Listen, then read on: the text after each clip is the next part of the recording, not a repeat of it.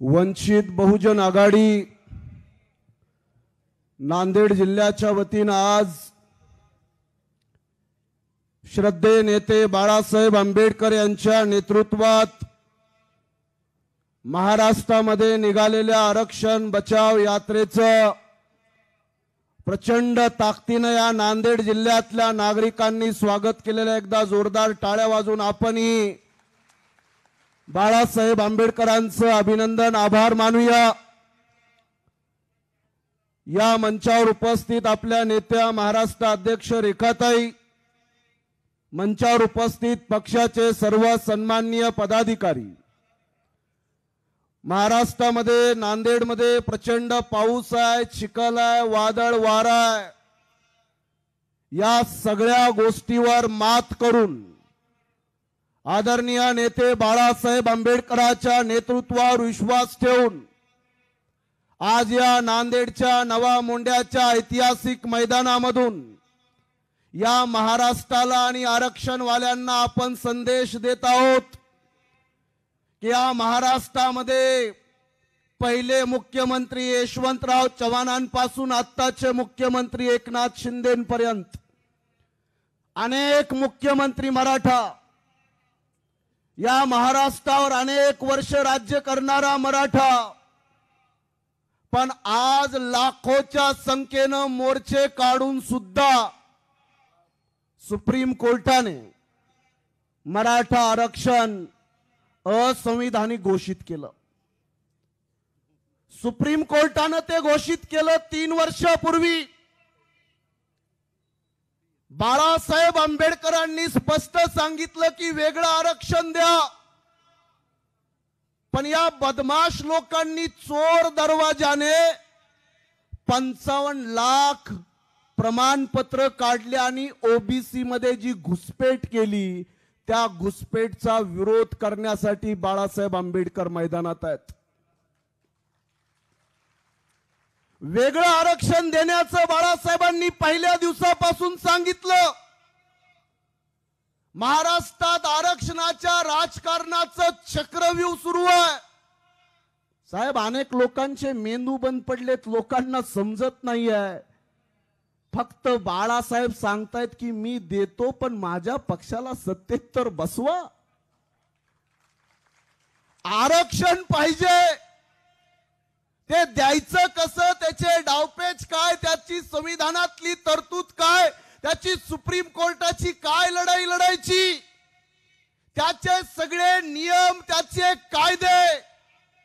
बाबासाहेब आंबेडकरांचे वंशज फक्त नात्यातले वंशज नाही आहेत, बाळासाहेब आंबेडकर कायद्याचे गाडे अभ्यासक आहेत। मी आपल्या जाहीर आरक्षण बचाव यात्रेच्या माध्यमातून मी आपल्याला एवढीच विनंती करेल, एक शायर म्हणतो कि बेईमान कौम से जो खुलेआम हो गए, सफर में सियासत के वो नाकाम हो गए, और कुर्सियों के चक्कर में जो नेता बिक गए वो तो मुन्नी से भी ज्यादा बदनाम हो गए। महाराष्ट्रात आमदार झालं म्हणून, खासदार झालं म्हणून, मंत्री झालं म्हणून 4 माणसं एखाद्या नेत्याच्या मागे पुढे फिरत असतील, अरे मंत्री पदाला लात मारून सुद्धा लाखो करोडो लोकांचं मन जिंकणारा नेता श्रद्धेय बाळासाहेब आंबेडकर। बाळासाहेब आंबेडकर हे युद्ध लढतात, विचाराचं युद्ध आहे। आरक्षणावर टांगती तलवार आहे। इथं बसलेला आमचा ओबीसी आहे, भटका आहे, आदिवासी, एनटी, डीएनटी, एसएनटी, विजेएनटी, अरे आपल्याला कोणी आमदार खासदारकीचं तिकीट द्यायला तयार नाही, आणि आपलं चाललंय बुडना शेंडा आणि खांद्यावर झेंडा, आगे बढो। आमचे ओबीसी काय जिंदाबाद मुर्दाबाद करायला जन्माला आले काय? बाळासाहेब आंबेडकरांनी घोषणा केली आहे, हे चोर दरवाजानं जर या महाराष्ट्रातल्या ओबीसीच्या आरक्षणामध्ये चुरून जर घुसपेट करत असतील तर यांचे नाक दाबायचे असतील तर ओबीसीचे 100 आमदार निवडून गेल्याशिवाय पर्याय नाही। ओबीसीला आमदार, खासदार, मंत्री बनवण्यासाठी गेल्या 40 वर्षापासून बाळासाहेब आंबेडकरांचा संघर्ष आहे. हा नवीन नाही, हा नवीन संघर्ष नाही. मी इथं जमलेल्या तमाम ओबीसींना, आदिवासींना, भटक्यांना, अनुसूचित जातीच्याही लोकांना, तुम्हाला आरक्षण आहे पण नोकरी आहे का? 1,97,00,000 सरकारी नोकऱ्या होत्या, त्या बंद केल्या त्या काँग्रेस आणि भाजपानं. खासगीकरण कुणी केलं? राहुल गांधी आणि काँग्रेसच्या चमच्यांना विचारा, कुणी केलं खासगीकरण? ज्या खासगीकरणामध्ये अनुसूचित जाती जमातीच्या, ओबीसीच्या 1.5 करोड पेक्षा जास्त नोकऱ्या संपल्या. ह्या आरक्षणाचं खासगीकरण करणारी औलाद काँग्रेस पार्टी आणि पी.व्ही. नरसिंहराव तुम्ही केलेलं आहे. तुम्ही संपवलंय आरक्षण, तुम्ही केलेलं आहे खासगीकरण, आणि तुमचं खासगीकरण पुढे चालवण्याचं पाप हे भारतीय जनता पार्टी आणि नरेंद्र मोदीचं सरकार करतंय. आमचा गळा घोटण्याचं काम, कुणी हिसकावल्यात आमच्या नोकऱ्या, कुणी बंद केल्यात आमच्या स्कॉलरशिप, हे धोरण काँग्रेसनंच बनवलेलं आहे. भारतीय जनता पार्टी फक्त त्याला चालवण्याचं काम करते आहे.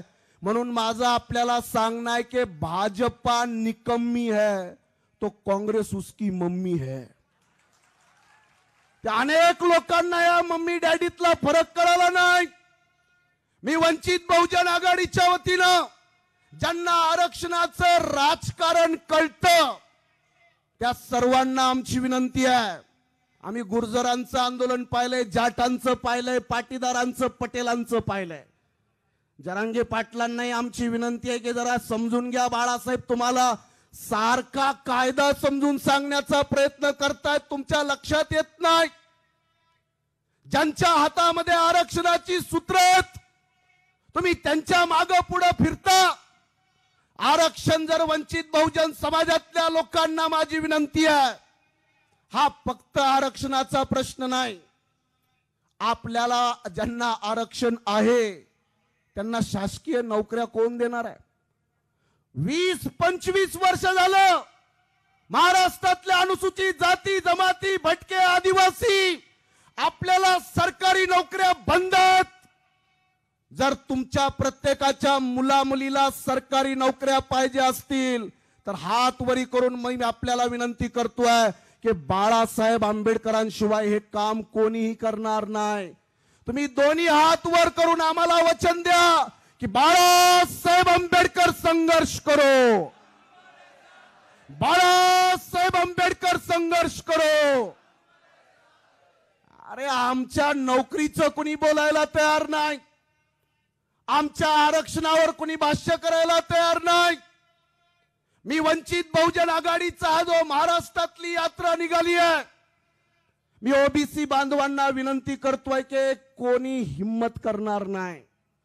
सगळ्या नेत्यांना आणि पक्षांना याचेही मत पाहिजे, त्याचेही मत पाहिजे. हाही नाराज नाही झाला पाहिजे, तोही नाराज नाही झाला पाहिजे. बाळासाहेब आंबेडकरांनी ठाम भूमिका घेतली आहे.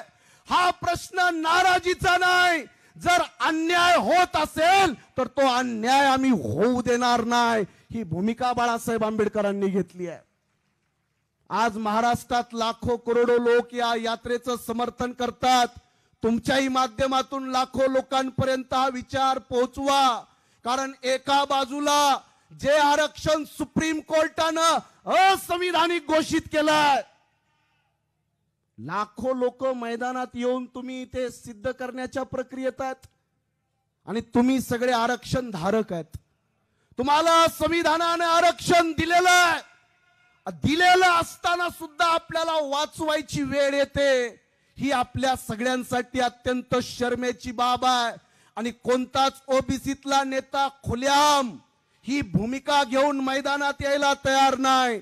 मी आपल्या सगळ्यांच्या वतीनं आदरणीय साहेबांचा आभार मानेल की साहेब ही हिम्मत तुम्ही दाखवल्यामुळे महाराष्ट्रातला आरक्षणवादी आता जागृत व्हायला तयार झालेला आहे. मला कधी कधी मनातून बरं वाटतं की जे स्वतःला 96-98 कुळातले मानायचे, आम्ही उच्च, आता म्हणतात आम्हाला खाली घाला, आम्हालाही द्या. पंजाबराव देशमुख सांगत होते की अरे बाबा नाव नोंदवा. बऱ्याच मंडळींना ऐकलं नाही. आरक्षण घेणं म्हणजे मागासांच्या यादीत जाणं. पण आज संविधानाच्या माध्यमातून, फुले शाहू आंबेडकरी चळवळीच्या माध्यमातून व्हीपी सिंगांना सुद्धा मंडल आयोग लागू करो वरना खुर्ची खाली करो म्हणणारे नेते श्रद्धे बाळासाहेब आंबेडकर आहेत. व्हीपी सिंग साहेबांना पाठिंबा एकाच अटीवर आहे की या हजारो ओबीसीच्या लोकांना आरक्षणाचा फायदा द्या. बांधवांनो, मी आदरणीय बाळासाहेब आणि आपल्यामध्ये जास्त अंतर घेऊ इच्छित नाही, पण आपल्या सगळ्यांना एवढंच सांगेल कि अजीब मोड़ पर पहुंचे हैं सियासत के कदम. जख्मों को देने वाले अब दवा बांट रहे हैं. अजीब मोड़ पर पहुंचे हैं सियासत के कदम. जख्मों को देने वाले अब दवा बांट रहे हैं.